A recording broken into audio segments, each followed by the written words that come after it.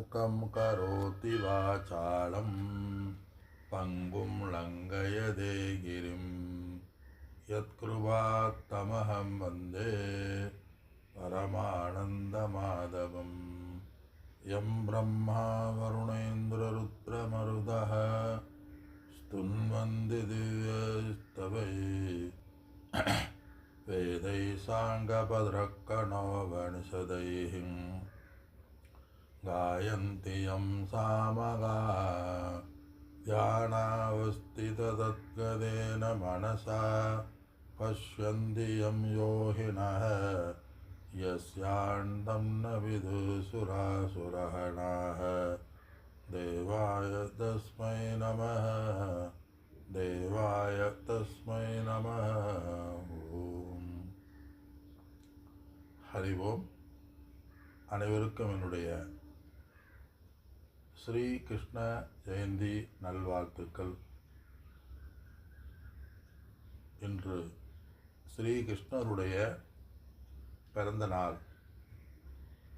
ரோகிணி நட்சத்திரத்தில் தேய்பிரையில் அஷ்டமியில் பிறந்ததுனால அவருக்கு கோகுலா அஷ்டமி என்றும் கூறுவார்கள். ஸ்ரீ கோகுலத்தில் அவர் பிறந்து வளர்ந்ததுனால அந்த திதியையும் சேர்த்து கோகுலா அஷ்டமி ஆகிய கிருஷ்ண ஜெயந்தியை கொண்டாடுகின்ற நாள் ஆவணி மாதத்தில். இந்த விஷ்ணுவுடைய அவதாரத்தில் கிருஷ்ணருடைய அவதாரம் மிக புனிதமான, போற்றத்தக்க, நிறைவான அவதாரம் என்பார்கள். அதனால் பகவான் கிருஷ்ணர் அவதாரம் பூர்ணமான அவதாரம் சொல்லுவாங்க. காரணம் என்னன்னு சொன்னால், மற்ற அவதாரங்கள் ஒரு குறிப்பிட்ட நோக்கத்திற்காக அவதாரம் எடுத்து அந்த அவதாரம் அந்த நோக்கம் முடிந்தவுடன் அவதாரமான தீர்ந்துவிடும். மச்ச அவதாரம், ஆமை அவதாரம் பூமியை கடைவதற்கு அந்த மத்தளத்துக்கு அதிஷ்டானமாக இருந்ததுனால அது ஆமை அவதாரம். மீன் அவதாரம், வராக அவதாரம் பூமியை தோன்றுனால வராக அவதாரம். அந்த வேதங்களை மறைக்கப்பட்டது கடலில் மறைச்சிருவாங்க, அதை எடுப்பதற்காக போன அவதாரம். இப்படி ஒரு குறிப்பிட்ட நோக்கத்திற்கு அவதாரம் வரும். ஆனால் இந்த அவதாரத்தில் ஒரு குறிப்பிட்ட அரக்கர்களை கொள்வது, காப்பாற்றுவது மட்டுமல்ல, பகவான் கிருஷ்ணரே மனித உருவம் எடுத்து மக்களுக்கு நன்மை பயக்கும் பொருட்டு தானே உபதேசிப்பதற்காக எடுத்த அவதாரம்தான் இந்த கிருஷ்ண அவதாரம். ஆக பகவான் விஷ்ணுவே மனிதனாக, அதாவது நம்மை போல உருவம் எடுத்து நம்மை போல வாழ்ந்து காட்டி அவர் நேரடியாக உபதேசிக்கப்பட்டது. மற்றது அவதாரம் அப்படி இல்லை, அது நிறைவான அவதாரம். அப்படிமா உன்னுடைய வாழ்க்கை எப்படி இருக்க வேண்டும்? வசுதேவ சுதம் தேவம் கம்ச சாணூரமர்த்தனம் தேவகி பரமானந்தம் கிருஷ்ணம் வந்தே ஜெகத்குரும். அப்படிமா ஜெகத்குருவாக போற்றப்படுகின்றார். ஜெகத்குருவாகிய உங்களை, ஜெகத்தின உலகம் அனைத்துக்கும் குரு. அதே உலகம் அனைத்துக்கும் குரு, உலகம் அனைத்திற்கும் மோட்சத்தை கொடுக்கக்கூடிய குருவாக இருந்து அர்ஜுனனுக்கு நிமித்தமாக உபதேசிக்கப்பட்டதனுடைய பகவத்கீதை என்கின்ற ஒரு இந்து மதத்தில் ஒரு முக்கிய நூல். இப்படி குரான், பைபிள் மாதிரி ஒரு எண்ணற்ற நூல்கள் இருந்தாலும் இந்த பகவத்கீதை என்கிறது நம்ம இந்து மதத்தினுடைய ஒரு நூல். காரணம், ஜெகத்குருவை உபதேசிக்கப்பட்டது. ஜெகத்குருன்னு ஏன் சொல்கிறோம்? எல்லா மக்களுக்கும் வழிகாட்டக்கூடிய, நிம்மதியாக வாழக்கூடிய பகவத்கீதையும் கொடுத்து தானே அதன்படி வாழ்ந்து காட்டினார். அதே பகவான் கிருஷ்ணர். பகவான சகல ஐஸ்வர்யங்களோடு இருந்தார். தேஜஸ், 6 சம்பத்து பகவான 6 தேஜஸ், வீரம், வைராக்கியம், ஆற்றல் எல்லாம் சமக்கிரஸ்ய அப்படிம்பாங்க, முழுவதுமாக இருந்தார். புகழ் எல்லாம் நம்ம சொல்லலாம். அதனால் விவேகம் வைராக்கியம் இருந்தது. ஆக மாயையோட பிரம்மனுடைய மாயையுடன் கூடிய பூதானா பவி சொல்வார். அடுத்த அத்தியாயத்தில் வர்ற அத்தியாயம் சொல்வார், பூதங்களில் தலைவனாக இருந்தாலும் நான் பூதங்களில் என்வசப்படுத்தி கொண்டு நான் அவதாரம் எடுத்தேன் அவரே சொல்வார். ந வெத்தின அவர் சொல்வார், கிருஷ்ண பகவான் சொல்வார், ஏ அர்ஜுனா, உனக்கும் எனக்கும் பல ஜென்மங்கள் ஆகிவிட்டன, அது எனக்கு தெரியும் உனக்கு தெரியாதுன்னு ஆரம்பித்தார். அவர் பகவானே தன் அவதாரமாக கூறுகின்றார். பகவானுடைய வாழ்க்கை எப்படி? கிருஷ்ணரோ வாழ்க்கை கோகுலத்தில் ஆனந்தமாக தன்னுடைய வாழ்க்கையை அமைத்து கொண்டார். சிறு வயதிலிருந்து பிறந்து வளர்ந்து அவருடைய வாழ்க்கை முழுவதும் பொதுநலத்திற்காக விளையாட்டுக்காக செய்தார். அதர்மங்களை அழித்தார். கம்ச சானூர மர்த்தனம், கம்சன் என்ற அரக்கனை கொன்றவர். தேவகிக்கு ஆனந்தத்தை கொடுக்கக்கூடியவர். தேவகி பரமானந்தம், தேவகிக்கு பரமானந்தத்தை கொடுக்கக்கூடியவர். அவர் யார்? கிருஷ்ணாய வாசுதேவாய தேவகி நந்தனாய ச நந்தகோப குமாராய கோவிந்தாய நமோ நமக. கோவிந்தக, கோன இந்த இடத்துல மனிதர்களை, இந்த உபதேசிக்கப்பட்டவர் மனிதர்களை காக்கக்கூடியவர். கோன பசுன்னு இருக்கு, பசுவை காக்கக்கூடியவர்னு எடுத்துக்கலாம், அல்லது பசுனாலே எல்லா மனிதர்களையும் குறிக்கும். மக்களை பாப புண்ணியத்திலிருந்து ஆத்ம ஞானத்தை கொடுத்து காக்கக்கூடியவர். எப்படி ஆத்ம ஞானம்ங்கிறீங்க? அத்வைதாம் அமிர்தவர்ஷினியும் பகவதியும் அஷ்ட அத்த அத்தியாயினியும் சொல்லி பார்த்த நம்ம தியான சுலபத்தில் 8 அத்தியாயத்தை அமிர்தவர்ஷினியும் அத்வைதத்தை போதிக்கின்ற 18 அத்தியாயங்களை உடைய இதிலேயே சொல்கிறார். அப்போ கீதையில் துவைதம் இஷ்டாத்வைதத்தை பற்றி ஞானேஸ்வரிங்கிற ஒரு மகராஜ் பூனே பக்கத்தில் ஹலந்தி அவர் துவைதத்தை பற்றி முக்கியத்துவம் கொடுத்தவர். மற்றவருடைய அவதாரம் கூட சொல்லுவாங்க. ஞானேஸ்வரி மகராஜ் பெரிய ஒரு ஆசிரமம், பெரிய ஒரு இன்ஸ்டியூஷன் மாதிரி ஆசிரமம் மாதிரி இருக்குது. எண்ணற்ற பிரம்மச்சாரிகள் அங்கே இருந்து துவைதத்தை கிருஷ்ணரை பார்ப்பாங்க. இன்னும் இஸ்கானில் ரொம்ப சிறப்பாக கொண்டாடுவார்கள். இது காரணம் என்ன? கிருஷ்ணருடைய அவதாரம்.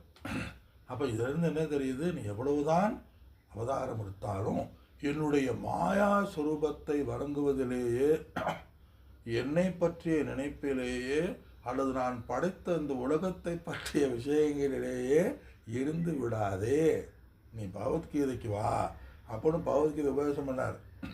இப்போ குருவை எல்லாம் குரு வழிபாடு பண்ணுவாங்க, குருவை எல்லாம் வணங்குவாங்க, பாதாபிஷேகம் பண்ணுவாங்க, என்னது பாத நமஸ்காரம் பண்ணுவாங்க, குரு பூஜை பண்ணுவாங்க, உடலுடைய அடிப்படையில் அன்னதானம் பண்ணுவாங்க, சாஷ்டாங்க நமஸ்காரம் பண்ணுவாங்க.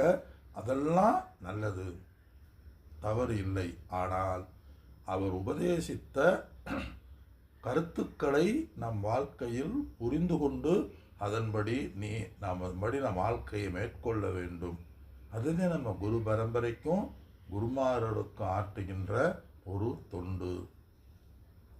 ஒரு மகாத்மா சொன்னார், மக்களுக்கு சேவை செய்கிறது உயர்ந்தது, ஆனால் அதைவிட உயர்ந்தது தர்மப்படி ஞானத்தின்படி தன்னுடைய வாழ்க்கையை அமைத்து கொள்ளுதல்.